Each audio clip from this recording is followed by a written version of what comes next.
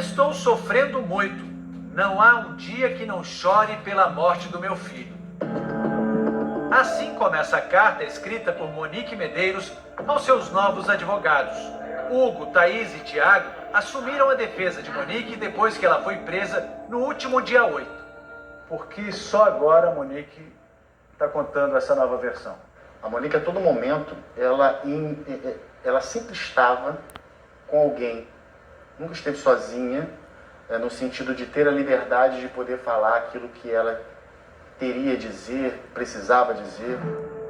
Monique e o vereador Jairo de Souza Santos, o Jairinho, são suspeitos do homicídio duplamente qualificado de Henri Borel, de 4 anos, filho de Monique. A primeira versão de Monique foi apresentada em depoimento à polícia 10 dias após a morte de Henri.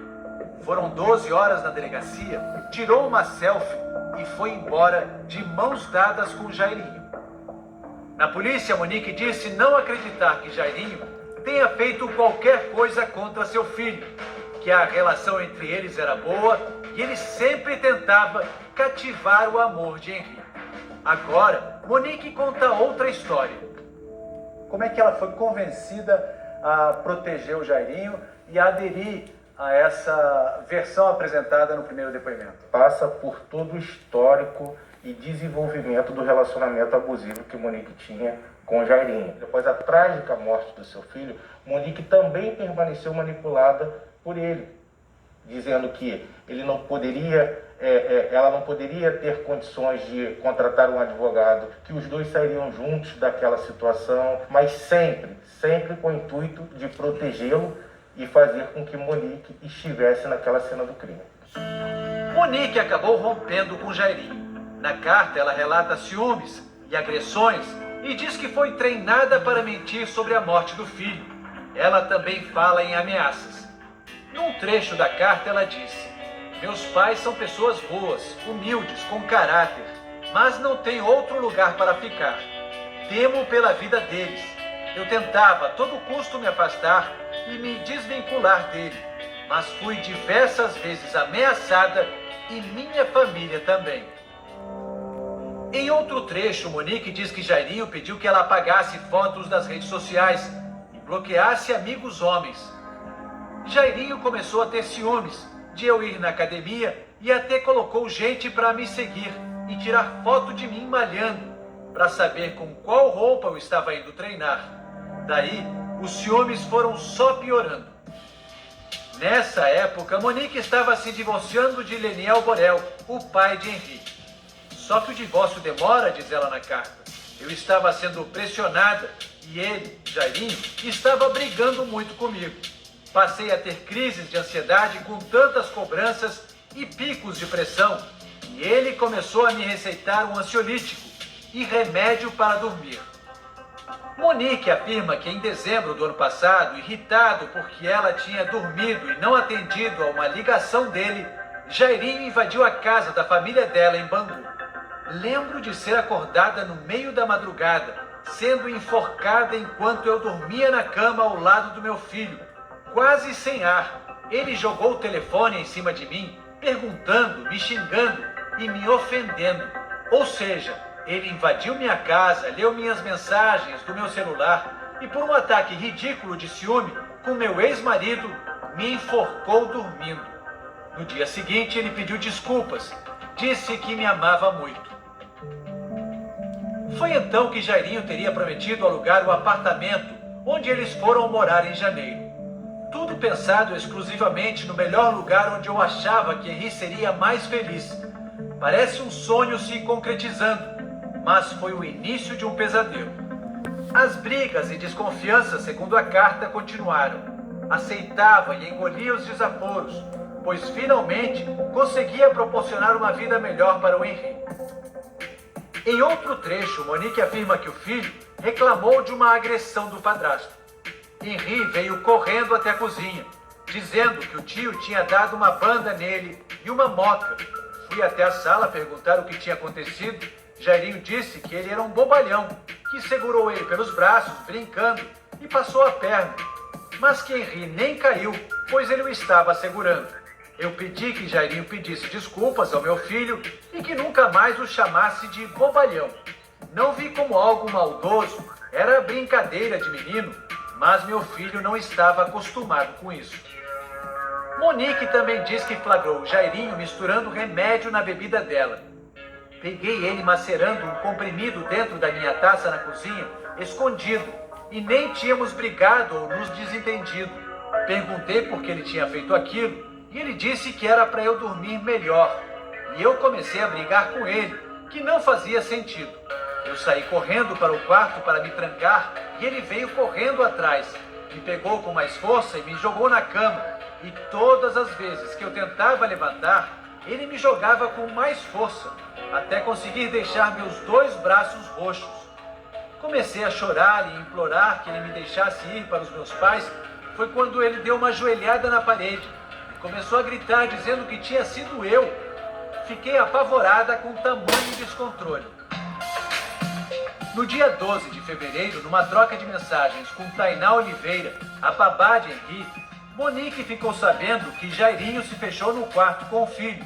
Tainá disse: me contou que deu uma banda e chutou ele, que toda vez faz isso.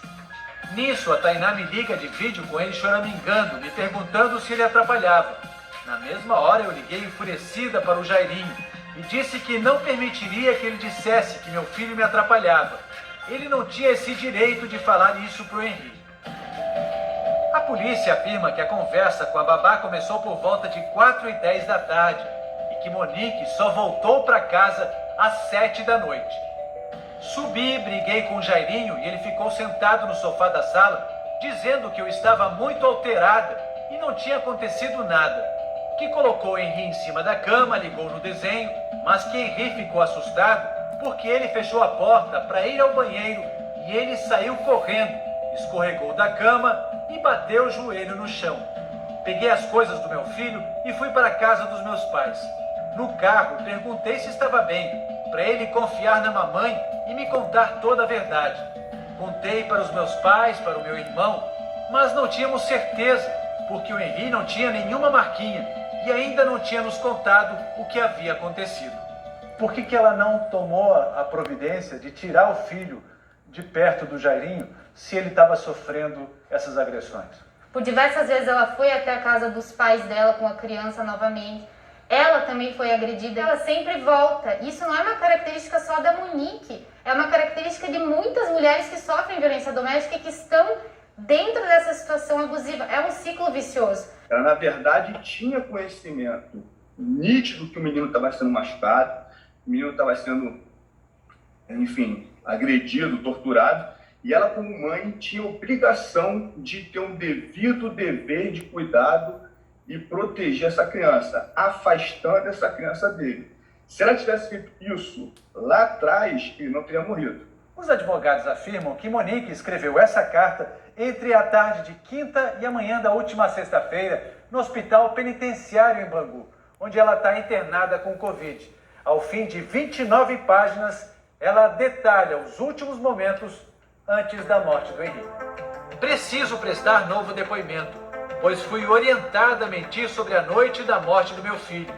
Fui treinada por dias para contar uma versão mentirosa por me convencerem de que eu não teria como pagar um advogado de defesa e que eu deveria proteger o Jairinho, já que ele se diz inocente.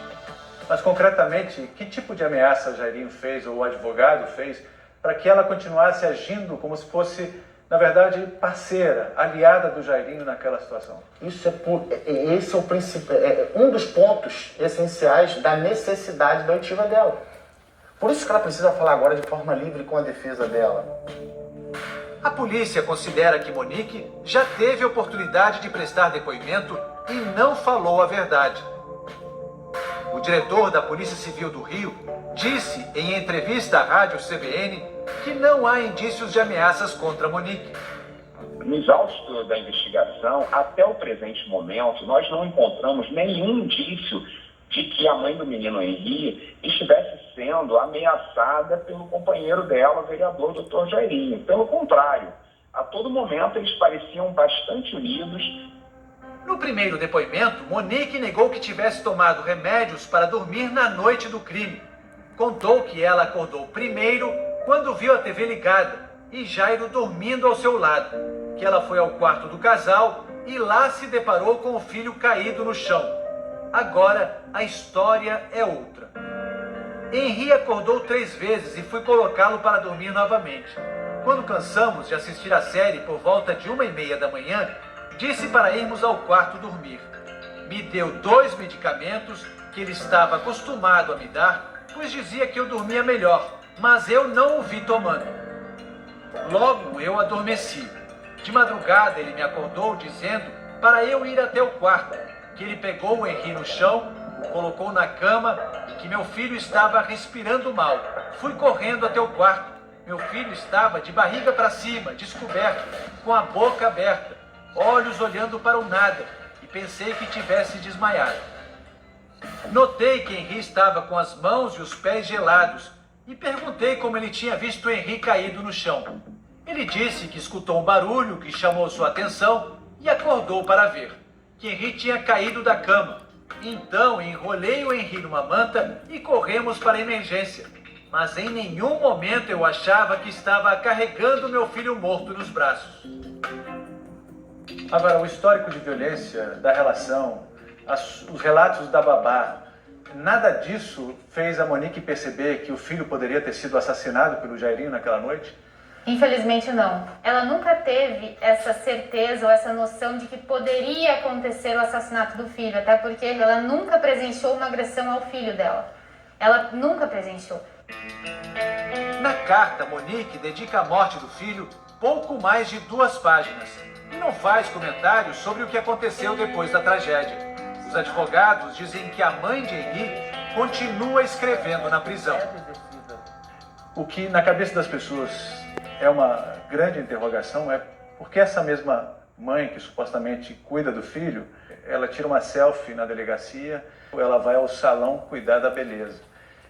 Até que ponto a Monique estava realmente afetada por aquela morte?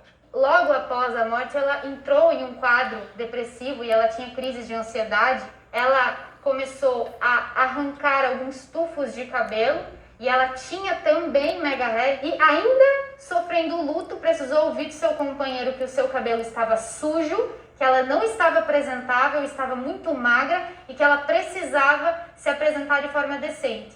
Então isso fez com que ela precisasse ir a um salão de beleza para que ela pudesse ter, digamos assim, essa imagem restaurada. Os advogados afirmam que Monique não lembra de ter tirado a selfie. A Polícia Civil e o Ministério Público não quiseram comentar a nova versão de Monique. Em entrevista ao Fantástico há 2 semanas, o promotor do caso, Marcos Caque, disse que era obrigação legal dela proteger o filho. A legislação penal coloca a figura da mãe como uma figura de garante, né? Ela tem a obrigação de garantir a integridade física do próprio filho, então não faz muita diferença para o processo se ela age dando golpes no menino ou se ela simplesmente se omite, evitando que o outro investigado praticasse essas condutas. No final, a resolução do processo ela é idêntica, ela é a mesma. A defesa de Jairinho informou que somente irá se pronunciar após o oferecimento da denúncia. O advogado do pai de Henri contesta a versão que Monique apresenta na carta. Ela está se vitimizando e não esclareceu o fato de como ele morreu. Ela não trouxe elementos disso. Ela falou o seguinte: eu estava dormindo, acordei e vi o Jairinho no quarto. Isso aí ela vai ter que comprovar que ela estava realmente dopada, que isso aconteceu de fato. Ela mudou a versão. Ela não trouxe verdade.